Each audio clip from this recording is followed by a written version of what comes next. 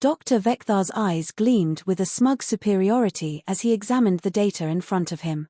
His sleek blue-scaled hands moved effortlessly across the glowing console, holographic charts flickering to life around him. The symbols and numbers depicted the biological composition of one particular species, humans.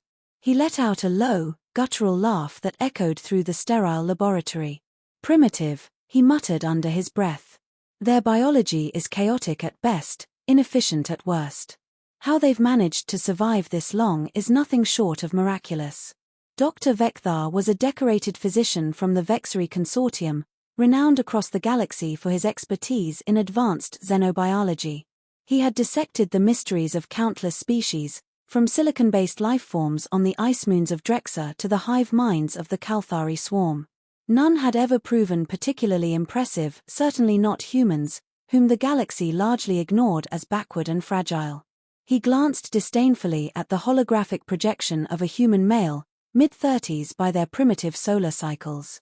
Muscular structure unimpressive. Neural pathways shockingly inefficient. Internal organs arranged with little elegance or optimization. Their entire existence seemed like an evolutionary accident. "Send me a challenge next time," Vekthar scoffed, addressing no one in particular. "This is beneath me." The laboratory's automated systems hummed softly in response, indifferent to his ego. Rows of crystalline data nodes pulsed rhythmically along the walls, feeding vast amounts of biological information into the central database. Despite the doctor's dismissive attitude, the system had flagged the human specimen for detailed study due to unusual biological markers. But Dr. Vekthar paid no mind to automated warnings. He trusted only his own expertise, and his initial analysis confirmed what he'd always believed: humans were weak, inefficient, and entirely forgettable. He activated a full-body scan of the human subject, expecting nothing more than validation of his low opinion. The scan illuminated every cell and molecule, projecting a dazzling array of holographic data streams. The doctor leaned back, his long tail coiling idly beneath him, prepared for yet another unremarkable report. As the scan completed, the data began to organize itself into patterns and sequences. Genetic markers scrolled rapidly across the screen, accompanied by cellular activity logs and metabolic efficiency rates. The doctor's eyes flicked across the information, his amusement gradually fading. He leaned forward, brow furrowing. "That's peculiar," he murmured. He adjusted the scan's resolution, zooming in on a cluster of cells. What he saw made him pause. The cells displayed an unexpected level of resilience, surviving conditions that would obliterate most advanced life forms. Their metabolic adaptability was unlike anything he'd seen before. And then there was the immune response, a chaotic but astonishingly effective network that seemed to adapt on the fly. Dr. Vekthar recalibrated the diagnostic parameters, certain there had been a mistake. But the anomalies persisted, stubbornly defying his expectations. His tail flicked nervously, a rare sign of discomfort for a Vexary. "Interesting," he admitted reluctantly. "Perhaps there's more to these primitives than meets the eye." Dr. Vekthar's claws tapped impatiently against the edge of the console as he initiated a second scan. The machine hummed louder, adjusting its parameters to accommodate his revised instructions. Energy pulses cascaded over the human subject's projection, generating streams of data that filled the room with vibrant hues. "This time, no errors," he muttered. "I'll pinpoint the flaw in their biology." The initial results appeared ordinary: standard metabolic rates, average neural activity, and mundane organ function. Vekthar almost dismissed the scan entirely when a sudden spike in cellular resilience caught his attention. The data visualization showed a rapid response to simulated stress factors, far beyond what any logical system should sustain. His brows furrowed. That shouldn't be possible. He ran a diagnostic simulation, exposing the human cells to a range of hostile environments. First, extreme radiation levels, nothing. Then severe temperature fluctuations, still intact. Cellular regeneration rates increased with each new challenge, defying the expected breakdown. "Absurd," Vekthar hissed, leaning closer to the data streams. "Their biology adapts rather than succumbs." He activated a cross-species comparison, layering human data against that of Vexari and other advanced beings. The results were baffling. Most species relied on rigid, hyper-optimized systems for survival, fine-tuned by millions of years of evolution. Humanity, by contrast, thrived on chaotic adaptability. Their cells operated on sheer unpredictability, making them frustratingly versatile. Chaotic design, he muttered, eyes narrowing. Yet somehow, it works. The data continued pouring in. Their immune system was a mess by galactic standards, erratic, reactive, and seemingly disorganized.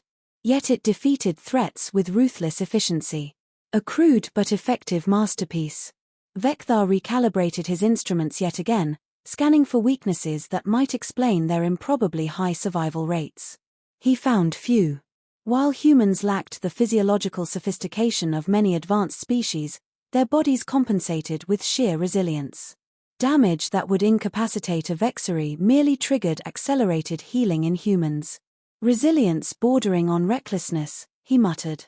They don't perfect, they persist. The data projections flickered, signaling the end of the analysis. Vecthar leaned back, his arrogance dampened by curiosity. He'd come expecting to confirm human inferiority, but the evidence suggested otherwise. Still, he wasn't ready to concede. There must be a catch, he insisted to himself. No species survives this long by relying on chaos alone. He ordered a final series of tests, searching for vulnerabilities hidden within their biology. As he watched the data compile, a strange sensation prickled at the edges of his consciousness, something uncomfortably close to respect. Whatever the outcome, one thing was certain: humans had earned his attention. And that was a rarity indeed. The diagnostic machine's soft hum faded as the final results appeared on the holographic display. Dr. Vecthar's usually confident demeanor cracked as he stared at the data in disbelief. Every test, every stress simulation had only deepened the mystery. No matter what he threw at the human sample, radiation, toxins, extreme gravitational shifts, the cells adapted and endured. He tapped a command, overlaying the results with comparative data from the most resilient species catalogued by the Galactic Medical Consortium. The results were staggering. Not a single species, not even the bioengineered Svalthi, matched the human capacity for cellular recovery and adaptability. This defies reason, Vecthar muttered, his voice tinged with frustration. How can a species with such chaotic biology achieve this level of survival? He expanded the analysis to include the subject's neural pathways. The data painted a picture of extraordinary plasticity, an ability to form new connections and learn from experience at a rate unmatched by any other known life form. Their brains weren't the most advanced, but their ability to adapt to new information was unparalleled. Evolution through chaos, he whispered. A dangerous brilliance. It was becoming clear that humanity's strength lay not in perfection but in unpredictability. They thrived where other species faltered because they embraced change and overcame adversity through sheer willpower and adaptability.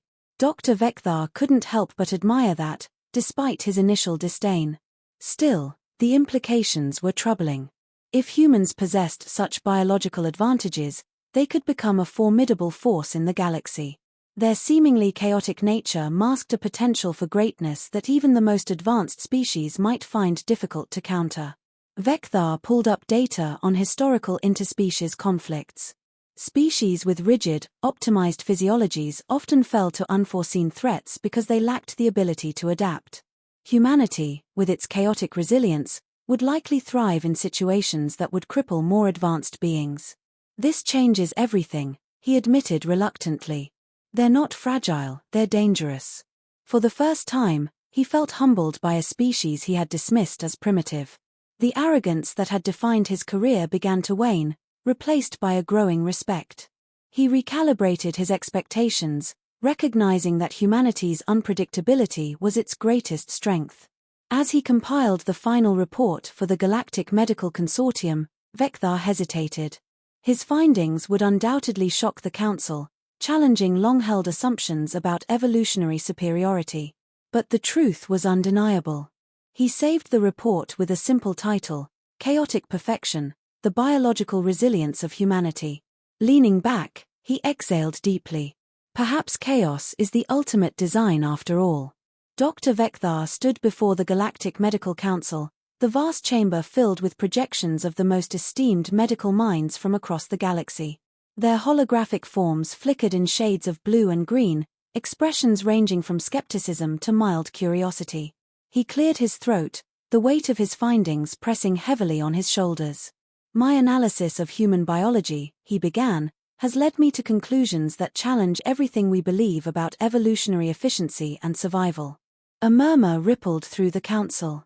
Vekthar ignored it, tapping a command on his console. A series of holographic displays materialized, showcasing the extraordinary adaptability of human cells, their chaotic immune responses, and unparalleled neural plasticity. Unlike our rigidly optimized systems, he continued, human biology thrives on unpredictability. Their chaotic cellular structure should be a flaw, but instead, it is their greatest strength.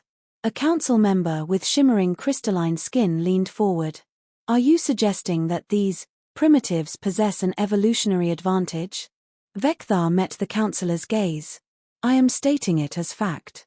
They adapt where we stagnate. Their bodies heal faster, their immune systems learn from every threat, and their neural pathways form new solutions faster than any species we've encountered.